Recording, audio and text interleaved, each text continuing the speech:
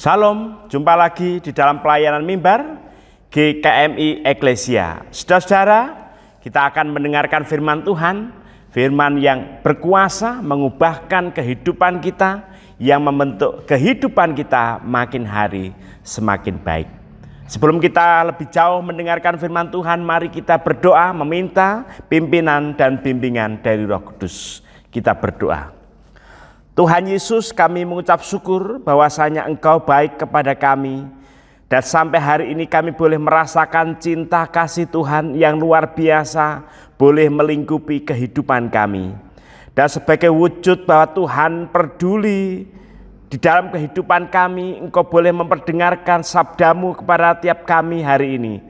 Biarlah kami sekalian yang menyaksikan, melihat, menonton melalui media yang sudah tersedia, kiranya Tuhan berkarya memberkati.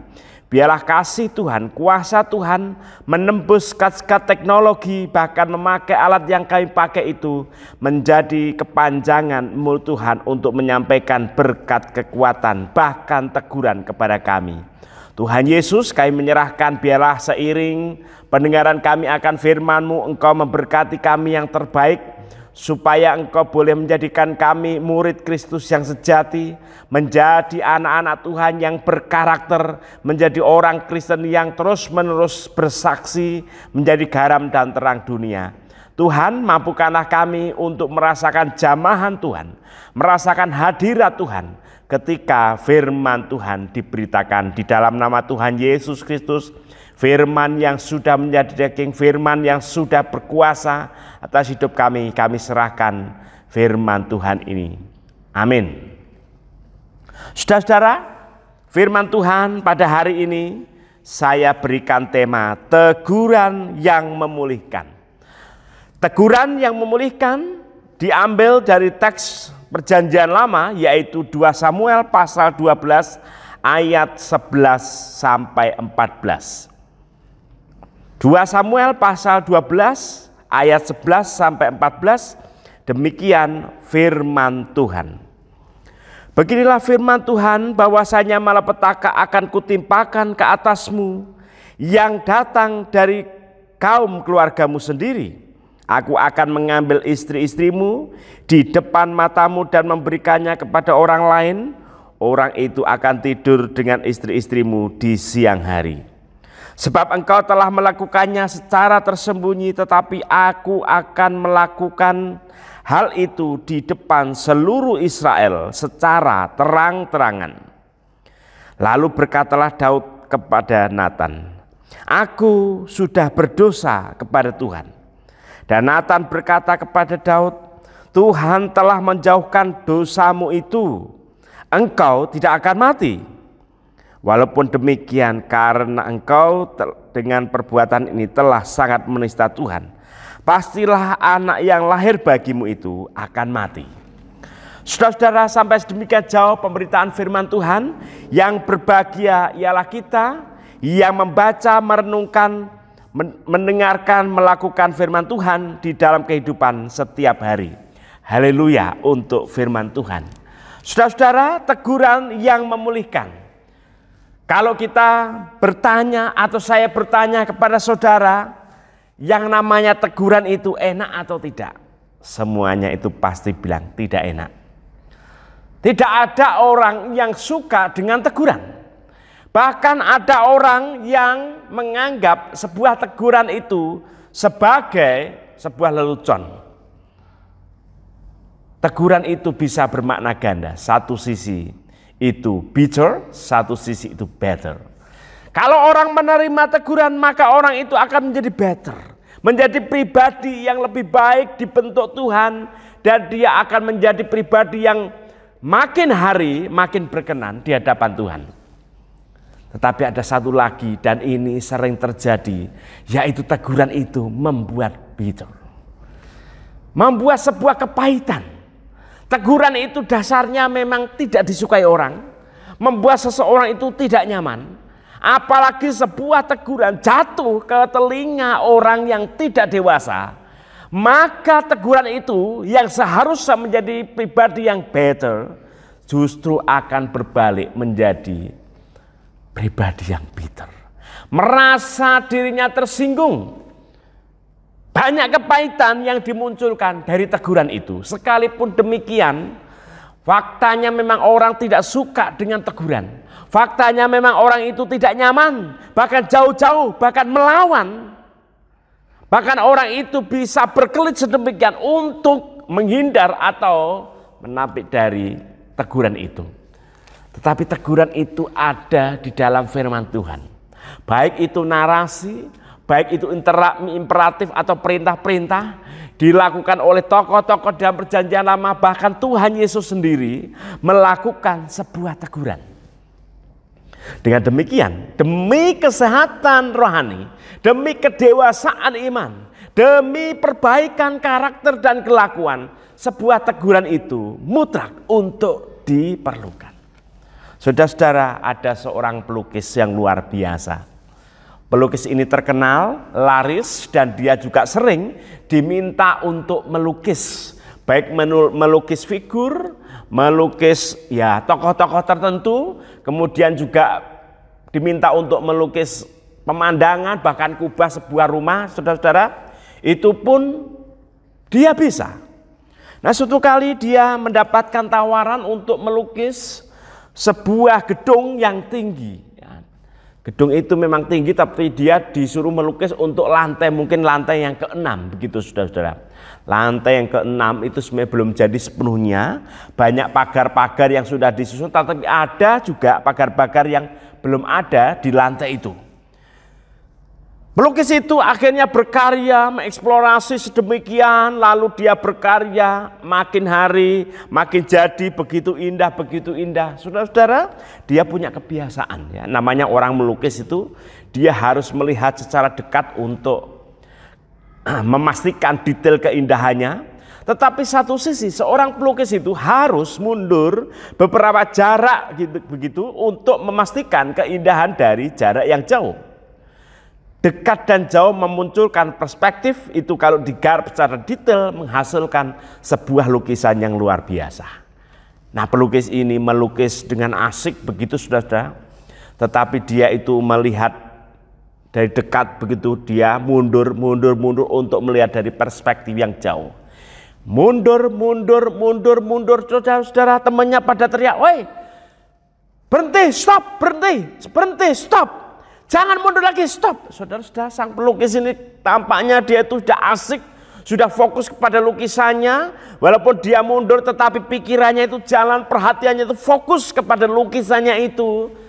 Saudara, akhirnya teman-temannya itu merasa dirinya ada yang sikap.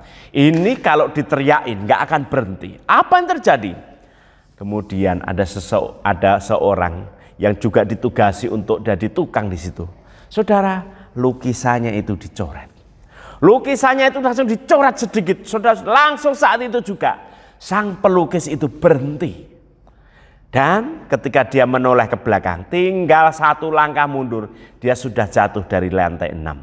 Saudara, ada kalanya sebuah teguran itu nggak cukup. Sebuah kebanggaan, keasikan kita, kemapanan kita, apa yang membuat kita itu bangga, membuat kita itu takjub, fokus, seakan-akan dunia yang lain itu hilang, saudara-saudara, itu akan dihancurkan, dirusakkan untuk menyelamatkan diri kita. Saudara, narasi yang kita baca hari ini ada sebuah narasi tentang Raja Daud dan Batseba. Ini sangat terkenal, ada filmnya, bahkan ada lagunya juga yang mengolok-olok bagaimana Daud itu berzina dengan Batseba, lalu di dalamnya terjadi masalah yang sangat besar, ada konspirasi, bahkan dia juga membunuh secara tidak langsung suami dari Batseba yang bernama Uria itu.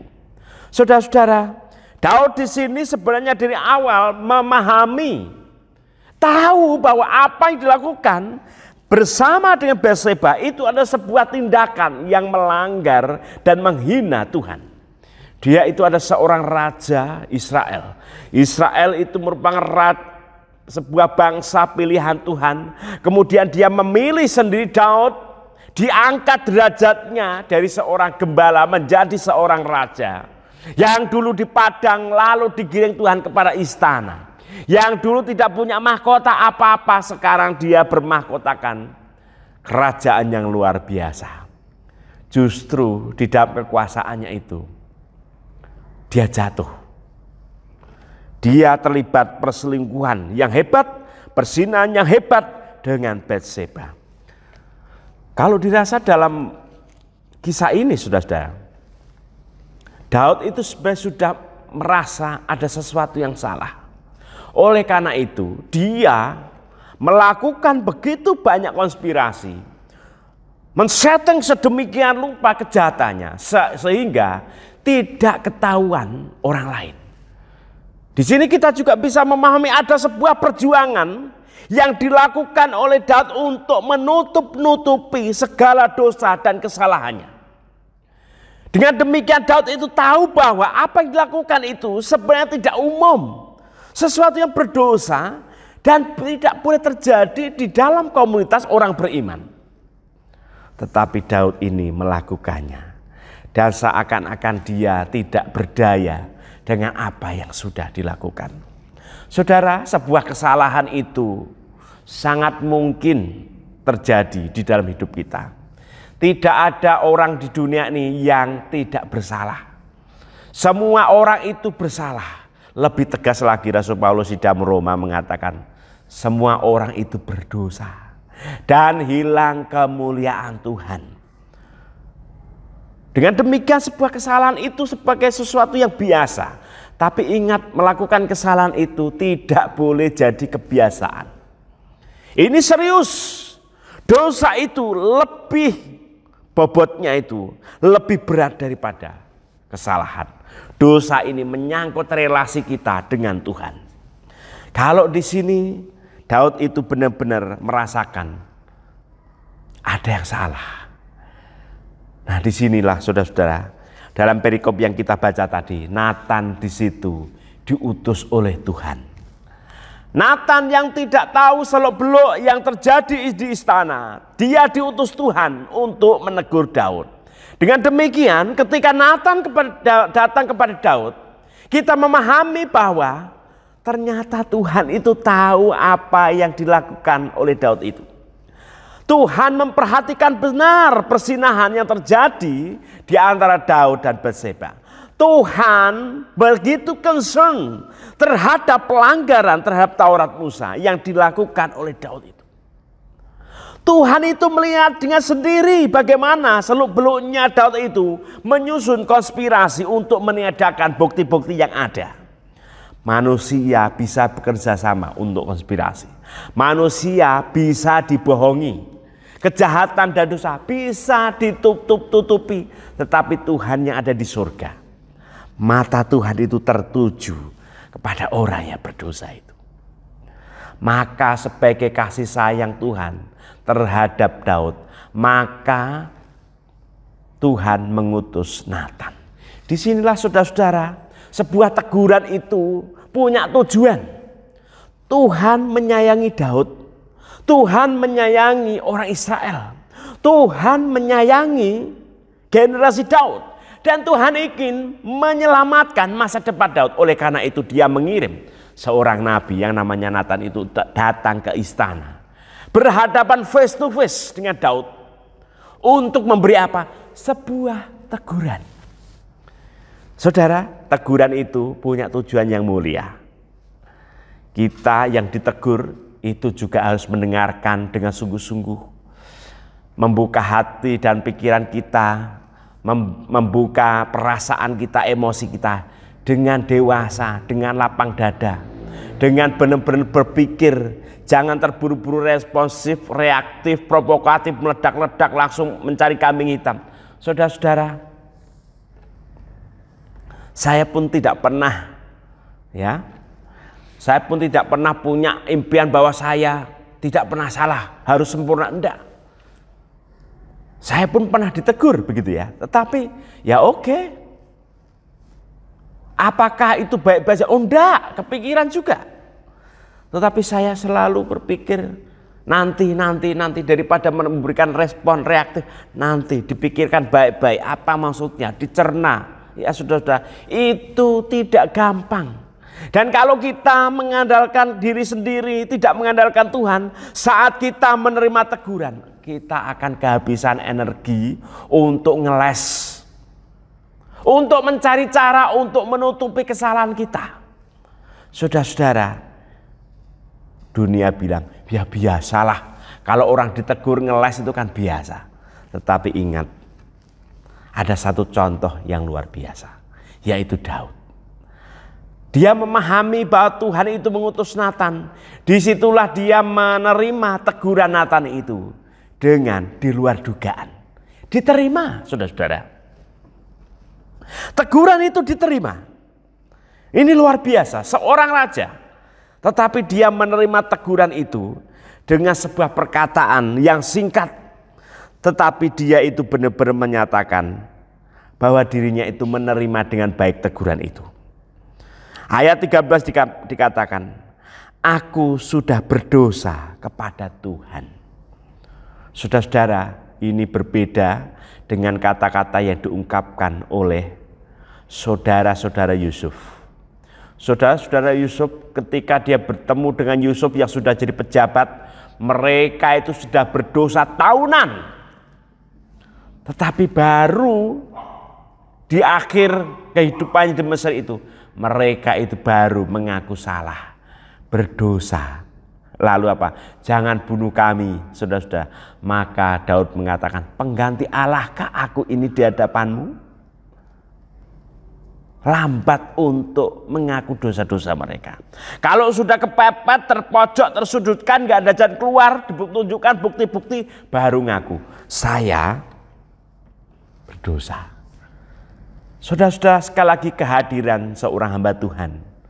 Di situ ada kehadiran seorang nabi.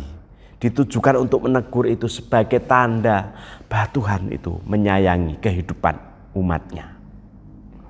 Supaya umatnya itu jalannya lurus, Tuhan mendatangkan nabi, seorang pendeta, seorang rohaniwan, supaya hidupnya yang serong itu diluruskan kembali. Yang dulu itu tinggal meninggalkan Tuhan jauh, ditarik kembali, ditegur kembali, dimotivasi kembali untuk datang kepada Tuhan. Saudara-saudara, ini luar biasa bagi saya Daud ini. Maka Tuhan itu memberikan sebuah julukan kepada Raja Daud itu. Daud itu orang yang lembut hatinya. Kenapa? Ketika dia ditegur langsung diterima. Tidak banyak alasan, tidak banyak silang pendapat, tidak ditutup-tutupi, tetapi dia jelas mengatakan, aku sudah berdosa kepada Tuhan. Sebuah ungkapan yang benar-benar tulus keluar dari seorang raja yang maha kuasa, saudara-saudara. Jangankan ditegur. Ketika seseorang itu posisinya sudah tinggi, entah itu pejabat, entah itu CEO, entah di perusahaan atau di gereja sekalipun, ya, baru ditegur sedikit dengan yang halus, empat mata, waduh, nyebarnya itu sampai kemana-mana ke sosial media, mulai postingannya itu nyindir-nyindir, saudara-saudara. Inilah hari-hari ini yang terjadi di dalam komunitas orang-orang beriman. Mari kita meneladani Daud.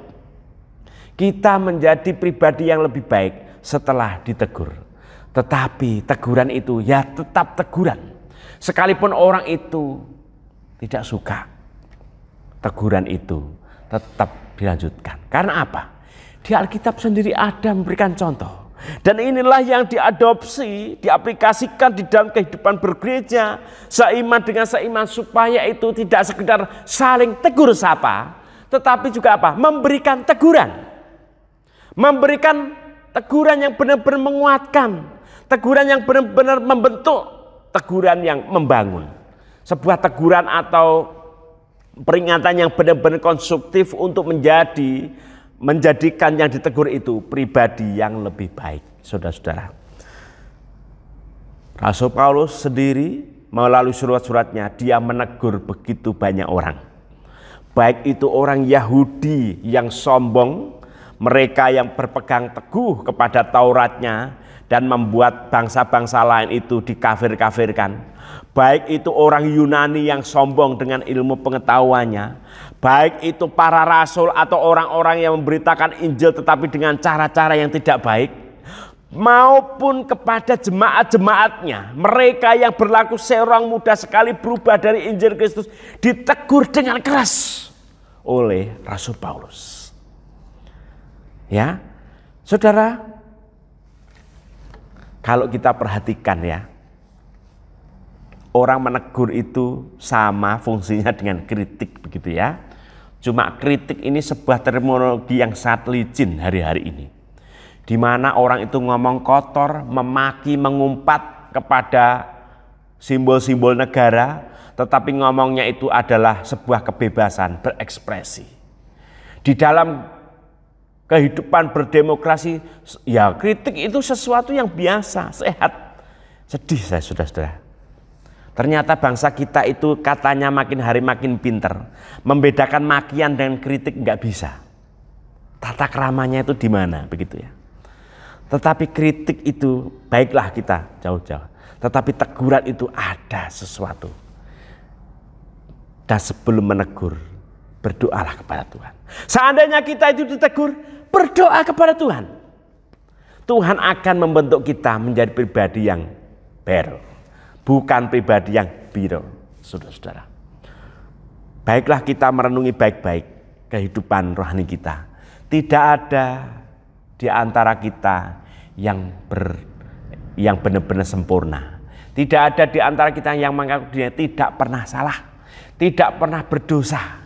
Oleh karena itu, karena kita itu potensinya kita untuk melakukan kesalahan itu banyak. Oleh karena itu, kalau ada sebuah teguran, ada sebuah nasihat, ada sebuah anjuran, bahkan sebuah kritikan, itu bertujuan mulia, membuat kehidupan kita secara rohani itu sehat.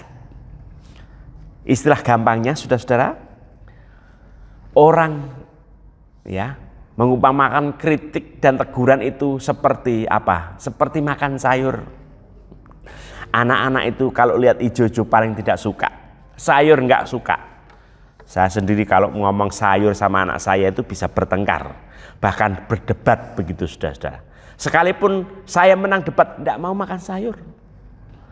Tetapi bagaimanapun orang itu harus makan sayur. Kenapa? Sayur itulah yang membuat dia itu sehat. Sayur itu memiliki banyak nutrisi yang baik. Sayur itu benar-benar tidak bisa tidak dibutuhkan oleh tubuh. Begitu juga dengan sebuah teguran. Mungkin saudara hari ini sedang merencanakan untuk menegur seseorang. Bawalah nama itu kepada Tuhan. Mungkin saudara hari ini sedang ditegur. Baik ditegur seorang rohaniwan atau saudara merasa ditegur oleh Tuhan. Saudara-saudara, percayalah itu. Kalau kita bawa kepada Tuhan, akan membentuk kehidupan kita menjadi pribadi yang makin hari makin baik. Kalau saudara mungkin hari ini ngambek, tersinggung karena sebuah teguran, ingat, terimalah sebuah teguran itu dengan dewasa. Berpikirlah secara jernih, berpikirlah di hadapan Tuhan bahwa teguran itu bertujuan baik seperti Nathan. Nathan menegur Daud, Daud mengaku, lalu Nathan memberikan sebuah penegasan. Dikatakan begini saudara, Nathan berkata kepada Daud, Tuhan telah menjauhkan dosamu itu, engkau tidak akan mati. Saudara, berulang-ulang, Tuhan itu bukan pemarah. Kalau orang itu tegur, meneduhkan. Ya, kalau orang itu mengaku setelah ditegur, meneduhkan hati Tuhan. Tuhan akan berkarya kehidupan kita. Saudara-saudara, firman Tuhan tidak bicara tentang berkat. Tetapi hari ini saya berbicara tentang sesuatu yang keras. Sebuah teguran yang mempunyai tujuan yang baik. Sebuah teguran yang membentuk kehidupan yang makin hari makin baik. Sebuah teguran yang menyelamatkan sebuah kehidupan pribadi. Amin.